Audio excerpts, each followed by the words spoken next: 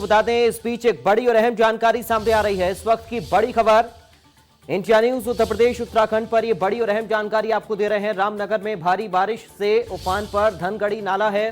बरसाती नाले के तेज बहाव में एक कार बह गई। 400 मीटर तक तेज बहाव में ये कार बहती चली गई। बड़ी और अहम जानकारी आपको दे रहे हैं। जान जोखिम में डालकर नाला पार करने को लोग मजबूर हो रहे हैं। कल भी धनगढ़ी नाले में एक सेंट्रो कार बह गई थी और आज भी ऐसा ही हादसा हुआ है। रामनगर में भारी बारिश की वजह से धनगढ़ी नाला उफान पर है। बरसाती नाले के तेज बहाव में कार बह गई है और कल भी एक सेंट्रो कार बह गई थी। इस पानी की वजह से 400 मीटर तक ये तस्वीर आप देखिए, डरा देने वाली ये तस्वीर है। किस तरह से पानी में 400 मीटर दूर तक ये कार बहती चली गई। बरसाती नाले के तेज बहाव में कार बह गई है। रामनगर की तस्वीर exclusive India news Uttar Pradesh Uttarakhand पर आप देख रहे हैं। पानी का बहाव इतना ज्यादा है कि ये कार इस पानी में बहती चली गई और तकरीबन 400 मीटर तक ये कार बहती चली गई। धनगढ़ी नाले में ये कार बह गई है, तस्वीर आप देख सकते हैं। बाकी और भी कार आसपास आपको नजर आ रही हैं। सभी लोगों में दहशत है। फिलहाल जो लोग यहाँ पर पहुंचे इस पानी की वजह से दहशत में आ गए और कार बहती हुई चली गई है। पानी का जल स्तर इतना ज़्यादा है और बहाव इतना तेज़ है पानी का कि कार इस पानी में नाव बनकर बहती चली गई। तस्वीर आप देख सकते हैं। जान जोखिम में डालकर लोग इस नाले को पार कर रहे हैं और ऐसे में कल भी ऐसा ही हादसा यहाँ पर हुआ था। आज फिर एक बार से यह हादसा हुआ है। एक कार पानी में बहती हुई चली गई है। बरसाती नाले के तेज़ बहाव में ये कार बह गई। तस्वीर आप देखिए, ये डरा देने वाली तस्वीर है और इस पानी की वजह से लोगों का आना जाना मुश्किल हो गया है। ये रिक्स है। अपनी जान जोखिम में डालकर लोग इस नाले को पार कर रहे हैं। कल भी ऐसा हादसा हुआ था और आज भी ऐसा ही एक हादसा हुआ है। ये कार तेज बहाव में, पानी के तेज बहाव के चलते कार बहती चली गई। तस्वीर आप देख सकते हैं। रामनगर की ये तस्वीर हम आपको दिखा रहे हैं। इंडिया न्यूज उत्तर प्रदेश उत्तराखंड पर एक्सक्लूसिव तस्वीर। 400 मीटर तक करीब पानी के तेज बहाव में ये कार बहती चली गई। अपनी जान को जोखिम में डालकर लोग नाला पार कर रहे हैं। तस्वीर आप देखिए किस तरह से यहाँ पर विकट स्थिति बनी हुई है। पानी का तेज बहाव है और इस तेज बहाव में गाड़ियां नाव बनकर तैर रही हैं। करीब 400 मीटर तक ये कार पानी के साथ बहती चली गई पानी के तेज बहाव में। ये तस्वीर आप देख सकते हैं। इस गाड़ी के अंदर लोग भी सवार हैं और आसपास के लोग वहां पर जो खड़े हुए थे उन्होंने इसका वीडियो भी बनाया है। भगदड़ लोगों में मची इस कार को देखकर। कल भी एक सेंट्रो कार पानी के तेज बहाव में बह गई थी और आज भी सेम ऐसा ही हादसा हुआ है। 400 मीटर तक करीब ये कार पानी के साथ बहती चली गई। तस्वीर हम आपको दिखा रहे हैं। ये रिक्स है।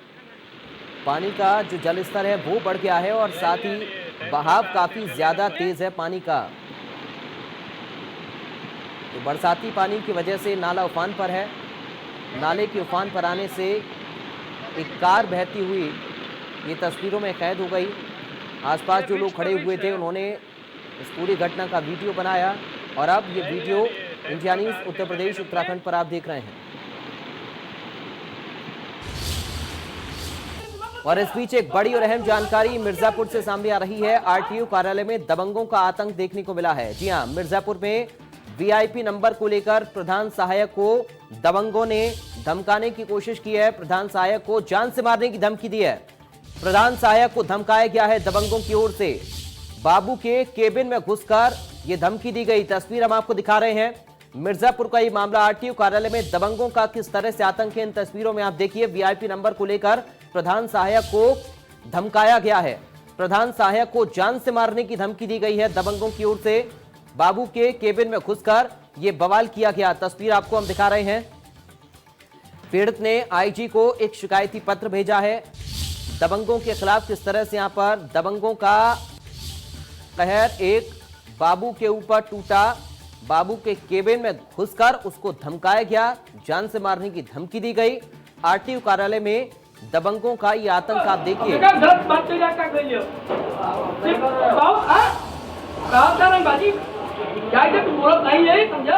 रंगबाजी में क्या बोल हाँ नाही मग झटक्यात केलं उपाय बता दिसतोय अवयव नंबर नाही कीजा जे काही जो करते बरे मैं झाट मार ले ठीक बा क्या कराई लेता हूँ मैं जो करते बने क्या मत गया तो बताइए मैं माजी मत दिया हमसे बस हाँ कर बस अब देखा गलत बात चल क्या कर लियो ठीक बाबू हाँ कहा था रंग बाजी क्या इधर तू बोलत नहीं है समझा रंग बाजी में क्या चला बोल जा हाँ नहीं मत झटक्यात केलं उपाय बता दिसतोय अवयव नंबर नहीं कीजा जे काही जो करते बरे मैं झाट मार ले ठीक बा क्या कराई लेता हूँ मैं जो करते बने क्या मत गया तो बताइए मैं माजी मत दिया हमसे बस हाँ कर बस अब देखा।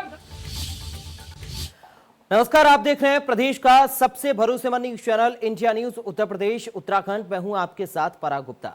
यूपी में एक बार फिर जातिवाद का मुद्दा हावी हो गया है। अपराधियों के खिलाफ हो रहे एक्शन से सियासी गलियारों में हड़कंप है। पहले विकास दुबे और अब विधायक विजय मिश्रा के खिलाफ हुए एक्शन से जातिवाद की राजनीति करने वाले नेताओं और पार्टियों में बेचैनी है। सूबे में ब्राह्मण बनाम ठाकुर की लकीर खींची जा रही है। पूरे प्रदेश को ठाकुर ब्राह्मण की राजनीति में झोंका जा रहा है। जातिवाद के इस मुद्दे पर सबसे ज्यादा उठापटक बीजेपी में ही है। यही वजह है कि बीजेपी के विधायक नेता सरकार से अब सीधा सवाल पूछने लगे हैं। पार्टी भी ऐसे नेताओं को बनाने में जुटी है जिनकी सियासत जाति के दम पर फल फूली है। इधर बीजेपी विधायक देवमणि द्विवेदी की लिखी चिट्ठी एक बार फिर से वायरल हो रही है। इस वायरल चिट्ठी में देवमणि द्विवेदी ने अपर मुख्य सचिव अवनीश अवस्थी से सीधा सवाल पूछा है। इस चिट्ठी में 17 ऐसे नेताओं और रसूखदारों के नाम हैं जिनके खिलाफ दर्जनों मुकदमे दर्ज हैं। देवमणि ने अपर प्रमुख सचिव अवनीश अवस्थी को जो चिट्ठी लिखी है उसमें केवल एक ब्राह्मण नाम है, बाकी 16 ठाकुर हैं। बीजेपी विधायक ने चिट्ठी में सीधा सवाल किया है कि इन लोगों पर जो मुकदमे दर्ज हैं उस मामले में क्या कार्रवाई की गई। ऐसे में एक बार फिर सवाल उठने लगे हैं कि 2022 से पहले सवर्णों को बांटने की साजिश हो रही है। क्या बीजेपी के बड़े वोट बैंक में कुछ लोग सेंधमारी कर रहे हैं या फिर बीजेपी के कुछ नेताओं को खुद का सियासी रसूख खत्म होता हुआ दिख रहा है। तो बड़ी खबर आपको बता दें, बड़ी और अहम जानकारी, यूपी की सियासत में फिर से चिट्ठी कांड हुआ है। बड़ी खबर आपको बता रही है, ब्राह्मण बनाम ठाकुर की सियासत चल रही है। यह सवाल लगातार बना हुआ है। यूपी की सियासत में एक बार फिर से चिट्ठी कांड, ये चिट्ठी अब आपको दिखा रहे हैं जिसमें तमाम नाम हैं। ब्राह्मण और बनाम ठाकुर की ये जंग अब यूपी की राजनीति में हो गई है। बीजेपी विधायक देवमणि की चिट्ठी ये सामने आई है। चिट्ठी में एसीबी अपर प्रमुख सचिव अवनीश अवस्थी को ये चिट्ठी लिखी गई है। तो यूपी की सियासत में चिट्ठी कांड, ये चिट्ठी हम आपको दिखा रहे हैं। दरअसल इस चिट्ठी में वो तमाम नाम हैं। ब्राह्मण बनाम ठाकुर की सियासत क्या अब यूपी में हो रही है? बीजेपी विधायक देवमणि की चिट्ठी वायरल हो रही है। बीजेपी के विधायक देवमणि की चिट्ठी अब वायरल हो रही है। अवनीश अवस्थी से सवाल पूछे हैं। चिट्ठी में 17 नाम लिखकर पूछा गया है कि आखिर क्या एक्शन हुआ इन नामों पर। तो बीजेपी विधायक देवमणि की चिट्ठी अब ये वायरल हो रही है। यूपी में सियासत की एक बार फिर से चिट्ठी कांड हुआ है। ब्राह्मण बनाम ठाकुर की ये सियासत एक बार फिर से चमकने लगी है। बीजेपी विधायक देवमणि की चिट्ठी वायरल हो रही है और इस चिट्ठी में अवनीश अवस्थी से सवाल पूछा देवमणि द्विवेदी ने। चिट्ठी में 17 नाम लिखकर पूछा क्या है, क्या हुआ एक्शन। ये तस्वीर आप देखिए। इस तस्वीर में ये चिट्ठी देवमणि द्विवेदी की चिट्ठी है और इसमें सीधा उन्होंने सवाल पूछा है कि आखिर क्या एक्शन हुआ है। तो बीजेपी विधायक देवमणि द्विवेदी की चिट्ठी अब वायरल हो रही है और इस चिट्ठी में जो नाम है उनको लेकर सवाल देवमणि द्विवेदी की ओर से पूछा गया है कि आखिर क्या कुछ एक्शन इन लोगों पर हुआ है। तो एक बार फिर से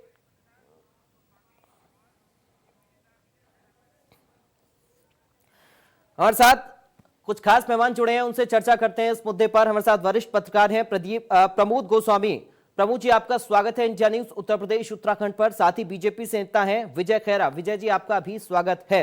विजय जी, सबसे पहला सवाल आप ही से मेरा है, आखिर क्या कुछ चल रहा है इस वक्त उत्तर प्रदेश में? क्या ब्राह्मण वर्सेस ठाकुर की राजनीति है? विजय जी।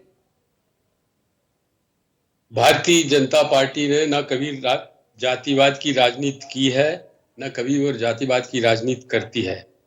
हमारे यहाँ आपने देखा होगा शुरू से आखिर तक, अगर ब्राह्मण प्रधानमंत्री बना तो अब ओबीसी प्रधानमंत्री बन गया। अध्यक्षों का भी है, कभी ठाकुर बन गया तो कभी ब्राह्मण बन गया राष्ट्रीय अध्यक्ष। तो ये तो सोच से बिल्कुल परे है। चुनाव भी हमने लड़े तो उत्तर प्रदेश में अध्यक्ष था ब्राह्मण, अब मुख्यमंत्री है, कल फिर कोई और हो सकता है जब भी होगा। तो यहाँ जाति से कोई लेना देना नहीं है। ओबीसी मुख्यमंत्री मध्य प्रदेश में है, तो ये कहना, तो राजनीतिक कलर देना, ये तो पुरानी आदत है। शुरुआत करी कभी मायावती जी ने, कभी मुलायम सिंह, कभी अखिलेश। ये सब जो करते हैं जातिवाद की राजनीति, ये तो उन पर ही छोड़ दीजिएगा। ये सवाल तो कोई मतलब नहीं रखता है। अब रहा सवाल बाकी आपका ये कि ठाकुर ब्राह्मण, तो मैं एक बात इस समय खाली तुरंत आपने सवाल पूछा है तो ये जरूर स्पष्ट करना चाहूंगा कि 2 ब्राह्मण लोगों के इनकाउंटर हुए हैं जो उत्तर प्रदेश में मशहूर हो गए, एक विकास और एक और अभी हुआ। तो आप अगर देखेंगे इनका इतिहास, तो इन्होंने सिर्फ ब्राह्मणों को ही मारा है। अकेले विकास ने 8 ब्राह्मण ही मारे हैं 9 में से। तो ब्राह्मण विरोधी था वो। लेकिन तो बेचारे सीधे विकास के सीधे एनकाउंटर पर भी साधे सवाल खड़े हुए थे, और सवाल मेरा ये भी है कि जब देवमणि द्विवेदी की ओर से सीधा ये सवाल पूछा गया था ब्राह्मणों का नाम लेकर इन पर क्या कुछ कार्रवाई हुई, तो फिर सरकार को ब्राह्मण विधायकों को मनाने की कोशिश क्यों करनी पड़ी? आखिर क्यों ऐसी परिस्थिति बनी ताकि विधानसभा सत्र ठीक से चले? ब्राह्मणों को मनाया जा रहा था सरकार की ओर से।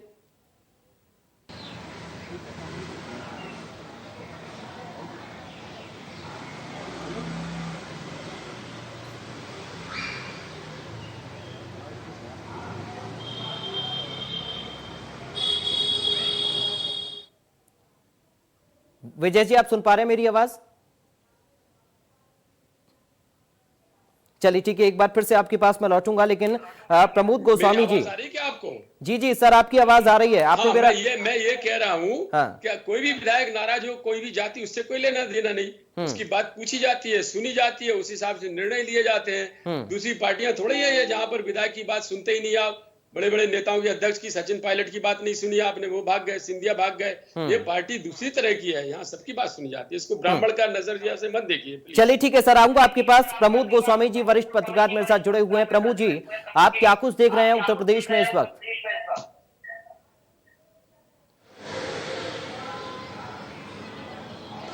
देखिए, जैसा कि अभी विजय जी कह रहे थे भारतीय जनता पार्टी के एक स्पोक्समैन के रूप में जी, उनका ये कहना कि भारतीय जनता पार्टी जातिगत राजनीति नहीं करती है, मैं समझता हूं कि शायद ये सर्वथा उचित नहीं है।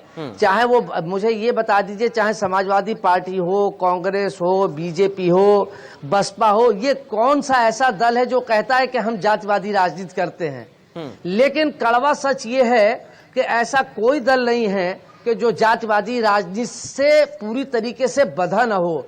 चाहे टिकटों के बंटवारे का मामला हो, चाहे मुख्यमंत्री के बनने का मामला हो, चाहे पार्टी के अध्यक्ष के बनने का मामला हो, चाहे संगठन की कोई कमेटी बनने का मामला हो, उसमें सारे जातिगत समीकरणों को क्यों बैठाया जाता है? अगर आप जात की राजनीति नहीं कर रहे हैं तो फिर काहे को ये समीकरण बैठाए जाते हैं? तो ये तो खैर खाली लोगों को एक बेवकूफ बनाने का या लोगों को ये बताने के लिए, ये खाली कहने की बात है कि हम जातिवादी पार्टी नहीं है, हम सभी सर्वधर्म सम्मेलन करके चलते हैं। लेकिन सत्यता ये है कि किसी भी राजनीतिक दल का उत्तर प्रदेश की राजनीति पूरी तरीके से जातिगत कबीलों में तब्दील हो गई है। इस यथार्थ को स्वीकार किया जाना चाहिए, और राजनीतिक दलों को चाहिए कि वो ये कहना बंद करें कि हम नहीं करते हैं। और नहीं, अगर वो ये कहते हैं कि हम जात की राजनीति नहीं करते हैं, तो फिर क्यों मुख्यमंत्री अगर ब्राह्मण होगा तो क्षत्रिय पार्टी का अध्यक्ष होगा? जी, ये समीकरण क्यों बैठाए जाते हैं? हर जगह जातिगत टिकटों के वितरण में ले लीजिए, उठा के देख लीजिए, टिकटों के जहां ब्राह्मण बाहुल्य है वहां ब्राह्मण, जहां ये डोमिनेशन करते हैं वहां ब्राह्मणों को टिकट दिया जाता है। यहाँ पर तो फिर आदमी की योग्यता के आधार पर, जनसेवा के आधार पर टिकट दिया जाना चाहिए ना। लेकिन ऐसा होता नहीं है। हाँ, लेकिन अब राजनीति है, राजनीति में सच का कोई अर्थ नहीं है।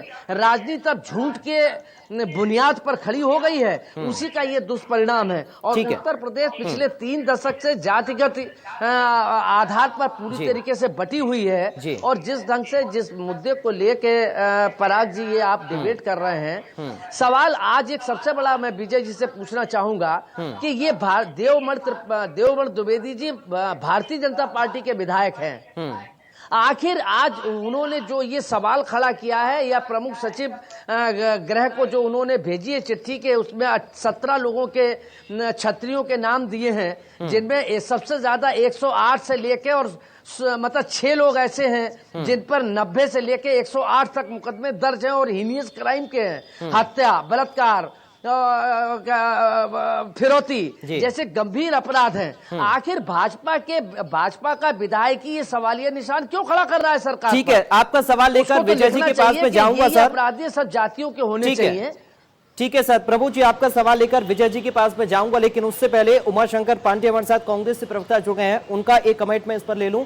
उमाशंकर जी, क्या कांग्रेस पार्टी भी ब्राह्मणों के हित की बात करके अपना हित साधने की कोशिश कर रही है?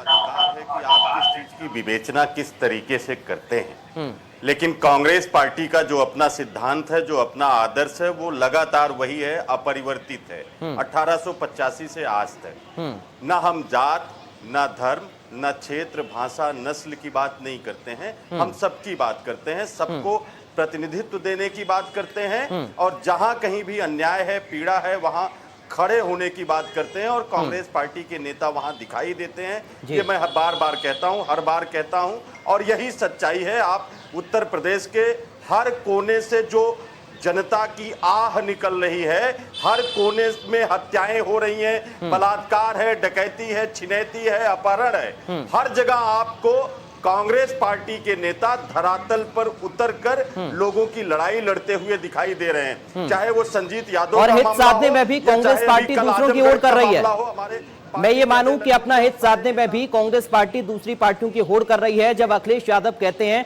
कि हम परशुराम जी की मूर्तियां लगवाएंगे, तो मायावती भी कूदकर कहती है कि हम उनसे ज्यादा मूर्ति लगवाएंगे। तो आपके नेता ये क्यों कहते हैं कि परशुराम जयंती पर छुट्टी घोषित होनी चाहिए सरकारी? आप भी दूसरों की ओर कर रहे हैं फिर?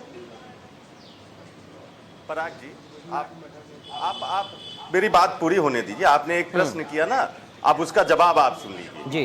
राजनीति में विपक्ष का क्या कर्तव्य होना चाहिए? घर में बैठ के जो है कीर्तन करना क्या विपक्ष का कर्तव्य होना चाहिए, या जनता की लड़ाई लड़ने सड़क पे उतरना उसका कर्तव्य होना चाहिए?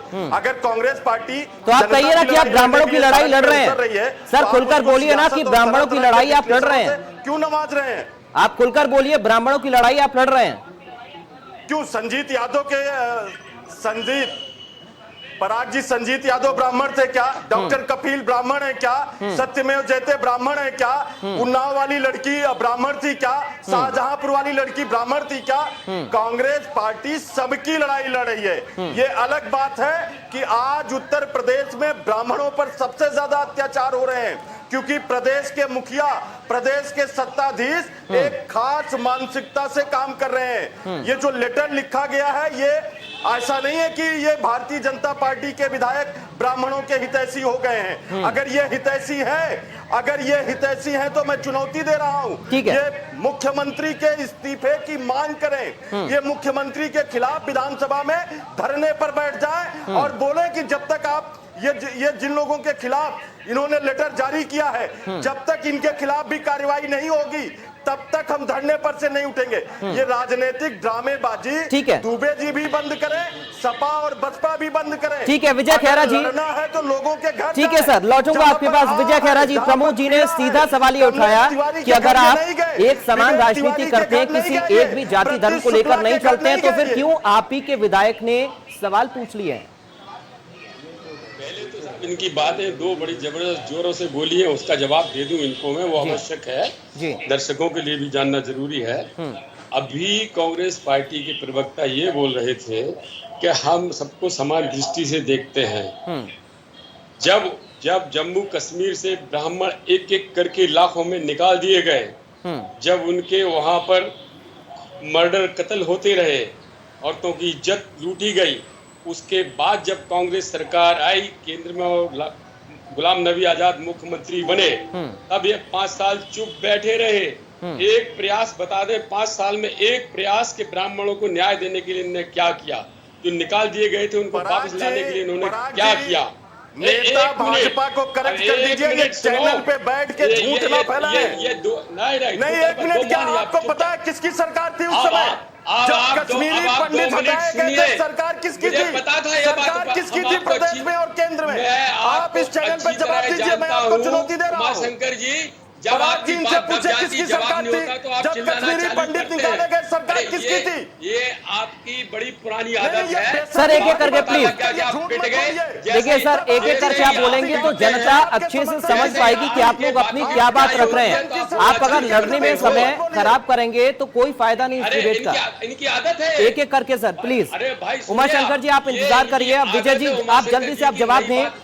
प्रमोद जी ने जो सवाल खड़ा किया, सर विजय जी, खैरा साहब, प्रमोद जी ने जो सवाल खड़ा किया उसका आप उत्तर दें। उसका उत्तर दें कि आखिर क्यों बीजेपी के ही विधायक को ये सवाल पूछना पड़ गया। अब पिट गए ना ये। अब दूसरी बात सुन लीजिए, मुख्य सचिव अभी ब्राह्मण था कुछ दिन पहले, अभी भी अतिरिक्त मुख्य सचिव ब्राह्मण है, डीजीपी ब्राह्मण। सर आ रहा हूँ, उमाशंकर जी प्लीज सर धैर्य रखिए थोड़ा, एक एक करके अपनी बात रखिए प्लीज। खैरा साहब अपनी बात जल्दी से आप पूरी करिए।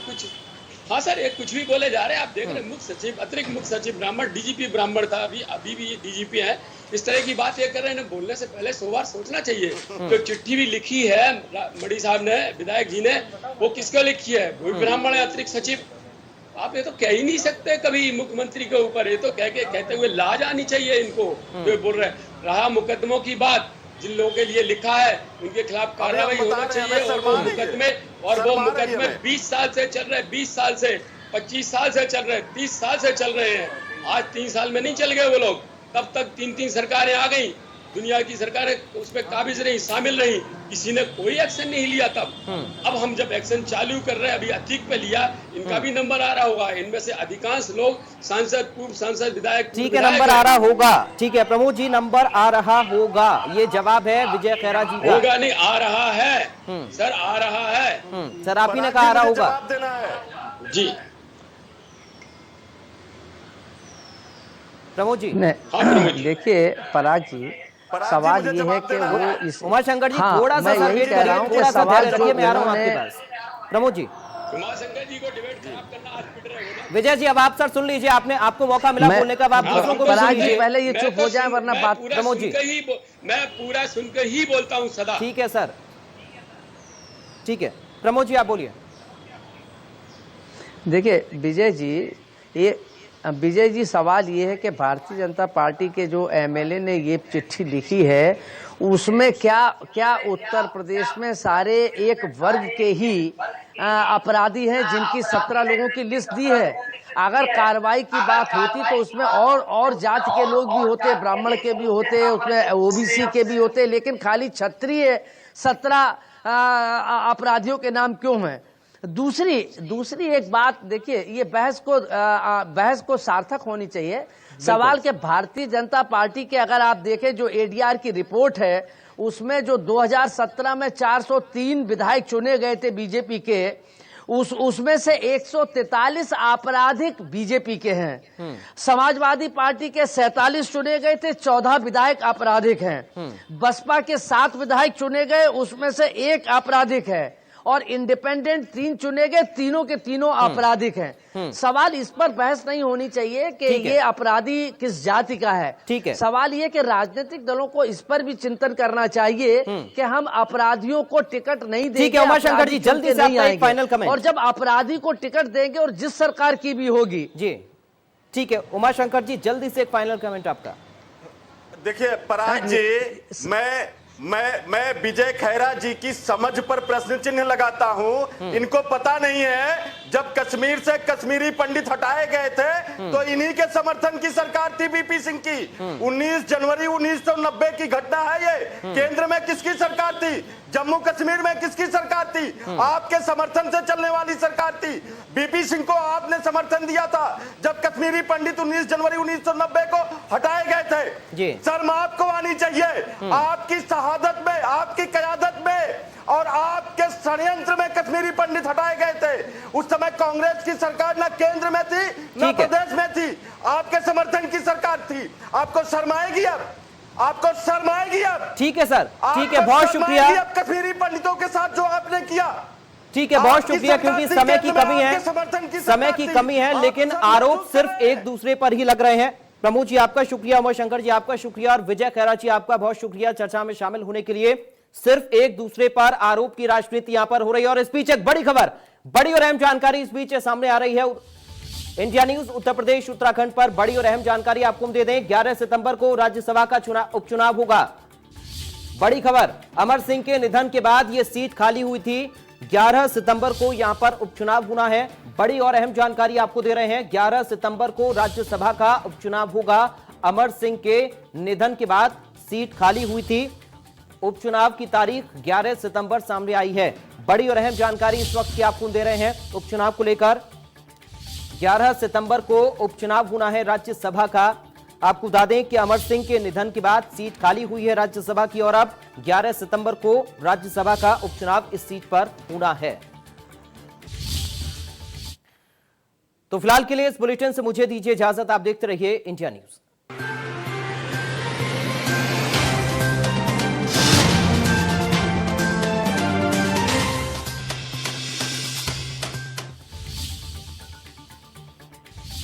और एक और बड़ी और अहम जानकारी आगरा से आपको बता दें। आगरा बस हाईजैक मामले में एक्शन हुआ है।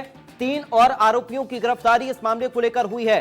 बड़ी खबर आगरा से आपको बता रहे हैं। तीनों प्रदीप गुप्ता के साथी बताए जा रहे हैं। जो मुख्य आरोपी प्रदीप गुप्ता इसमें इसके साथी ये तीनों आरोपी हैं जिनकी गिरफ्तारी हुई है।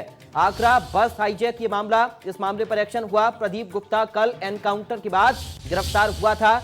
बड़ी और अहम जानकारी आपको दे रहे हैं। आगरा बस हाईजैक मामले में एक्शन हुआ है। 3 आरोपियों की गिरफ्तारी इस मामले को लेकर हुई है। आपको बता दें कि प्रदीप गुप्ता के ही साथी हैं ये तीनों आरोपी जिनको पुलिस ने गिरफ्तार किया है। I'm from TCS. I'm from Wipro. We are from NIET. Join number 1 ranked institute, NIET Greater Noida. Get future ready. सच्ची सहेली, सच्ची सहेली, सच्ची सहेली। कितनी बार बता चुकी हूँ कि सिर्फ सच्ची सहेली ही है महिलाओं की नंबर 1 औषधि एवं टॉनिक। आज ही नजदीकी